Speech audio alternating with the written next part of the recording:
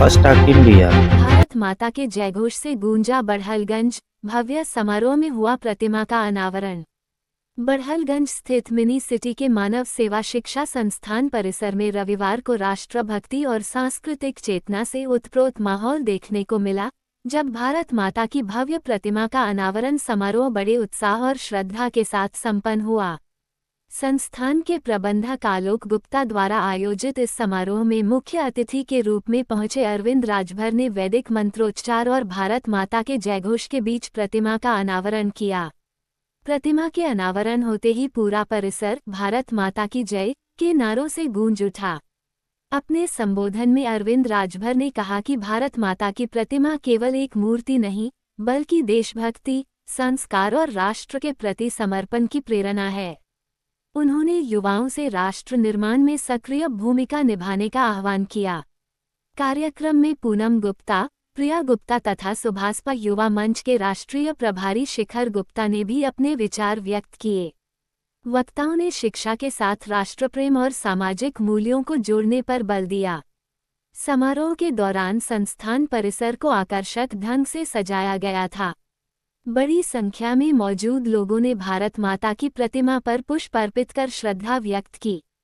पूरे आयोजन में देशभक्ति गीतों और नारों ने वातावरण को भावुक और ऊर्जावान बनाए रखा। रिपोर्टर सुषमा वर्मा।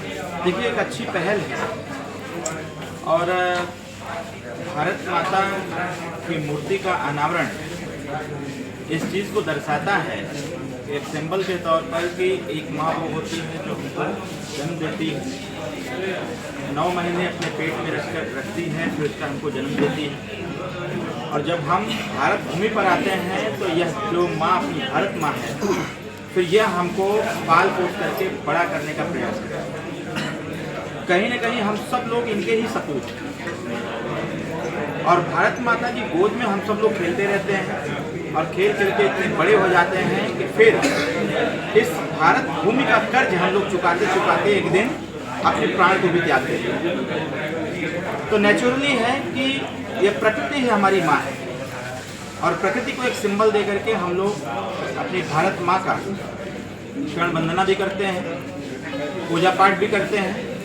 और यह पूजा पाठ या चरण वंदना इस चीज़ को दर्शाती है कि हमारा भारत देश सनातनी देश है और इस भारत देश में प्रकृति की पूजा होती है। इस भारत देश में संस्कृति और सभ्यता की पूजा होती है, जिसको निरंतर आगे बढ़ाने का प्रयास भी होता है।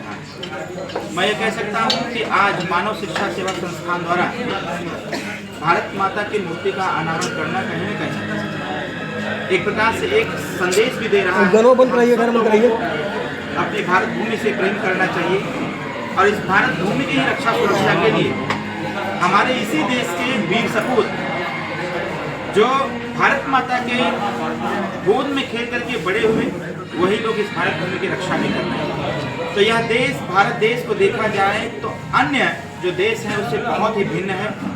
यहाँ पर सबका सम्मान और सबका अधिकार, सबका सम्मान और सब लोग आपस में प्रेम भाव से रहते हैं। इसीलिए इस लोकतंत्र में भारतीय संविधान को लाया गया और भारतीय संविधान के तहत सभी लोगों को समान रूप से अधिकार दिए गए। 18 तारीख को सुहेलदेव भारतीय समाज पार्टी में कम से कम 1500 लोग समाजवादी पार्टी के पदाधिकारी सुहेलदेव भारतीय समाज पार्टी में सम्मिलित हैं। 18 तारीख को हमारा जो प्रदेश कार्यालय लखनऊ है वहाँ पर। इसके बाद 23 तारीख को 200 से ज़्यादा लोग समाजवादी पार्टी के ही सुहेलदेव भारतीय समाज पार्टी में सम्मिलित होंगे। ऐसा मैं क्यों कह रहा हूँ? इसलिए कह रहा हूँ कि माननीय अखिलेश यादव जी को ऐसा लग रहा था कि सुहेलदेव भारतीय समाज पार्टी वही बनाएगी। उन्होंने कहा था कि अगर हम चाह जाएं तो 1 मिनट में सुहेलदेव भारतीय समाज पार्टी को समाप्त कर देंगे। तो उनके चुनौती को हमने स्वीकार किया था और मैंने अपना स्टेटमेंट दिया था, अगर क्षमता हो तो करके दिखा दीजिए। जिस दिन उन्होंने स्टेटमेंट दिया था उसके दूसरे दिन ही 157 लोगों को हमने समाजवादी पार्टी के प्रदेश उपाध्यक्ष, प्रदेश सचिव सहित और कई मोर्चों के पदाधिकारियों को सुहेलदेव भारतीय समाज पार्टी में सम्मिलित किया। तो यह चुनौती जो उन्होंने दिया था उसको हमने स्वीकार किया। उसी कड़ी में हम अपने काम पर लगे हुए हैं।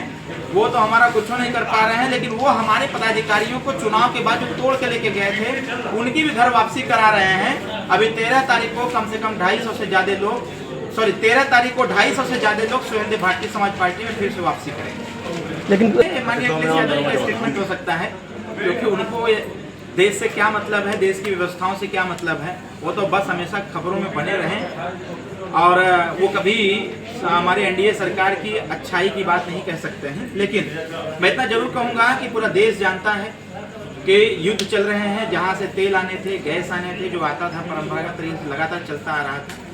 युद्ध की वजह से तमाम ऐसे क्राइसिस आ रहे हैं। अब इस देश की जनता को हमारी सरकार अगर अलर्ट न करे तो ऐन वक्त पर जब सब कुछ शून्य हो जाएगा तब तो त्राहिमाम होने लगेगा ना।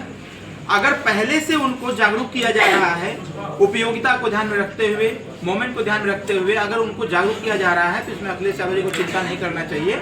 तो परिवहन विभाग के माध्यम से बसों को लगाया जाए, बच्चों को, गांव गरीब के बच्चों को लाया जाए, अच्छी पढ़ाई दिया जाए, अच्छी शिक्षा दिया जाए। इस पे बतिए नहीं करेंगे। संविधान प्राथमिक विद्यालय से ही पढ़ना अनिवार्य कर दिया जाए, इस पे कभी बात नहीं करते। जबकि अभी देखिए संविधान की बहुत दुहाई दे रहे थे। बंगाल में एनडीए प्रचंड बहुमत से आ गई। अब उन्हीं के साथी ममता बनर्जी ने क्या कहा कि हम मुख्यमंत्री पद से इस्तीफा नहीं देंगे। काहे नहीं दोगे भाई? एक तरफ गला फाड़ फाड़ के चिल्लाते हो कि हम भारत का संविधान उसकी रक्षा करेंगे और दूसरी तरफ गला घोट रहे हो। तो यह दोहरा चरित्र माननीय अखिलेश यादव उनकी गोल का है।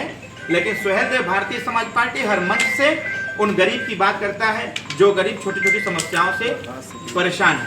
अभी बिजली बिल की जो समस्या आई, स्मार्ट मीटर की बात हुई, विपक्ष के लोगों ने खूब हल्ला मचाया, स्मार्ट मीटर।